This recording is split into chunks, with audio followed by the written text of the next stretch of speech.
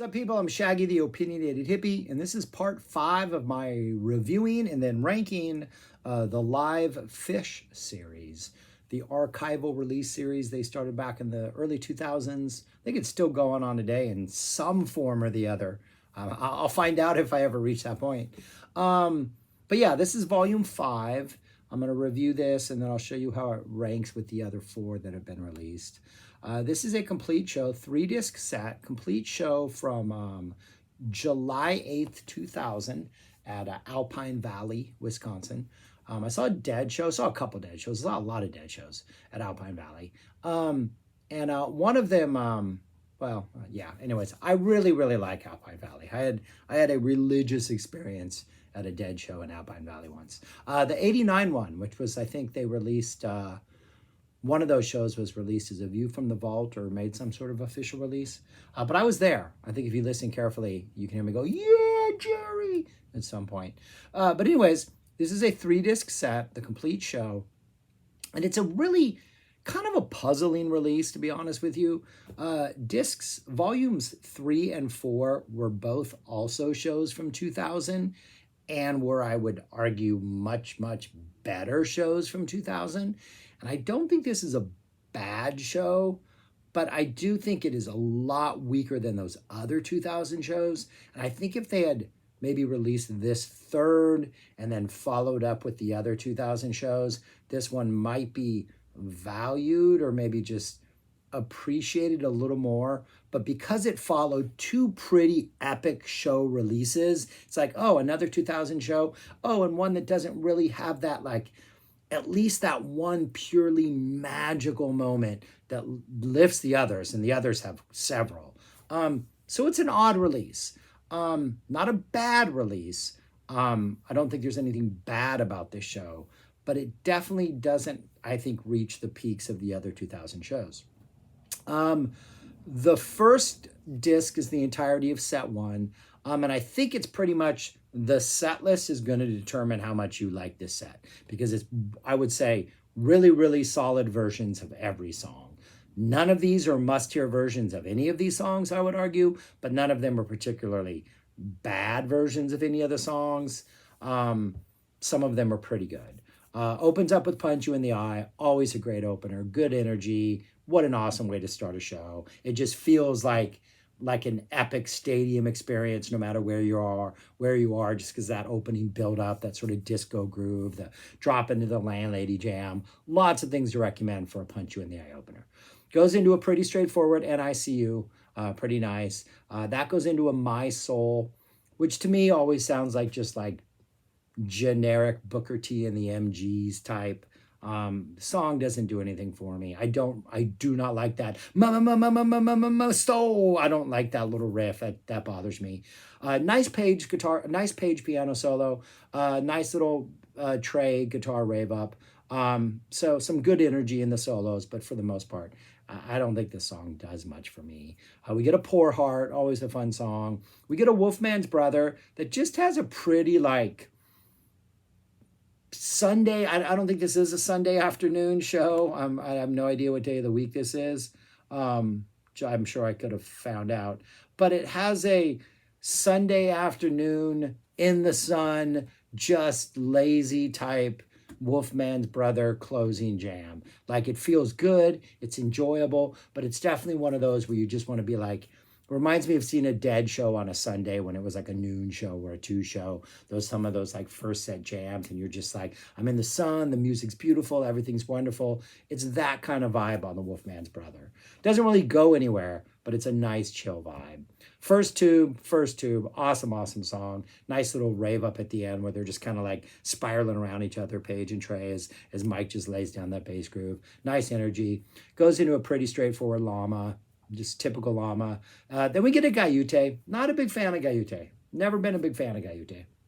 I just think for all of its 10 minutes of huff and puff, it doesn't really go anywhere, or you don't need to listen to it a whole bunch of times. I've never been a fan of Gaiute, so strike points against me for whatever that, or give me points if you also don't like Gaiute. And then it'll Run Like an Antelope. It's a pretty straightforward Run Like an Antelope. I mean, it's just kind of got straightforward Trey energy. You know, just kind of him soloing. As we get towards the end, we have a couple of those really nice sort of catch and release moments where the band just kind of goes and like focuses on one idea over and over and over again, and then they reach a peak and they're just kind of off more on a straightforward jam. They only do that twice. I think there's only two of those like tension building release moments in here. So even that is kind of a little chiller than most other Antelopes. So a solid first set, kind of a chill first set, some good energy. There are some good solos in here, but nothing really breaks free or like is like a definitive performance of any of these songs. Set 2 kind of doesn't open up promising some really good things, but set 2 is on 2 discs. The first disc, disc 2, opens up with Heavy Things. Okay song. Then we go into a piper, a pretty good piper. It's between the verses, after they do the first set of verses, Fishman immediately starts laying down like this Charlie Watts, just like just every downbeat, just bom, bom, bom, going at it super hard. And the band's just like, Trey's just ripping off, like just going like crazy, like this rave up type solo, just really, really intense, fun, like breakneck speed. Oh no, it's going to fall apart type energy. We go back into the verses, and then we sort of like, you know, let everything sort of diffuse and spread out before we slowly build back up the energy to like a nice, like kind of spacey groove. We get some weird little space noises in there. But it builds the energy up, builds the energy back up nicely. However, before we head back, the next song after this is Rock and Roll, and it really feels like the energy can propel us into rock and roll, but then right when we reach not necessarily a peak, but when we get to like the highest point, it starts to like dissolve as a piper would normally do, and then right before it completely dissolves, Trey starts playing the rock and roll intro, and we're into a rock and roll. Pretty nice rock and roll. We get a tweezer following that. Tweezer is like just a pretty chill tweezer jam. Like it's pretty much just Trey just kind of soloing away, and it gets pretty chill. Again, the energy starts to build up. Things start to get a little more intense as we do it. You know, slow building of intensity. Doesn't get too chaotic. Doesn't get too frenetic. And right when we're about to reach the peak of this, we kind of downshift, but it doesn't really fall apart. We just kind of downshift and kind of keep that energy and slide into a walk away, which is a pretty standard walk away, but it's nice to hear a walk away. And that's the entirety of disc 2, are those 5 songs. So you're getting what, 27, like 40 plus minutes of music. I think the piper is probably the highlight of that disc. I'm not a big fan of piper, but I think that middle kind of frenetic jam is good. And then the closing jam into rock and roll is pretty sweet. Into rock and roll, I feel weird saying that because it does feel like Piper's about to fall apart. Then we get a twist, and the twist is super chill. It is super chill. Like, I don't like to use the word noodling a lot, but it's like low-key, Trey just noodling around, super, super, super chill. Like first set chill. Like, yeah. Twist doesn't offer much, if you ask me. We got a horse, got a silent in the morning, and then we close out with a pretty solid possum. And then the encores are a Susie Greenberg, which we don't get the whole Susie Greenberg because we wrap that up quickly and we go into tweezer reprise. Treasure reprise. Switch that. Treasure reprise. But yeah, that's it.